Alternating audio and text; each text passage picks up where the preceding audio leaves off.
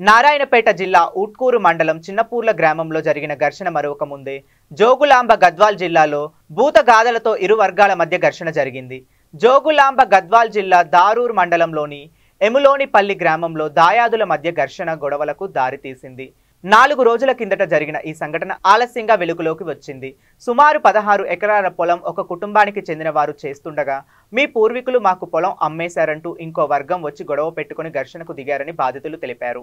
బాధితులు 100కి కాల్ చేయడంతో పోలీసులు సంఘటనా స్థలానికి చేరుకొని కేసు నమోదు చేశారు. ఎప్పటికైనా దాయాదుల నుండి మాకు కుటుంబానికి ప్రాణహాని ఉందని బాధితులు ఆందోళన వ్యక్తం చేశారు.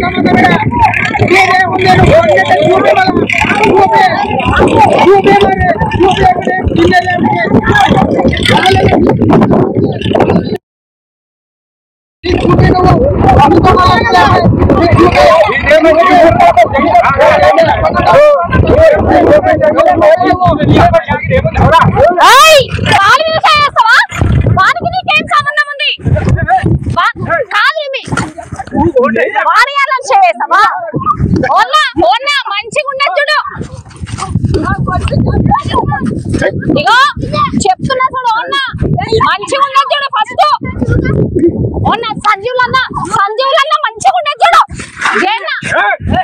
జయన్న ఊకుంటా ఉండవా? ఇప్పుడు ఎంత మందిని పెడతారో పట్టు పట్టు.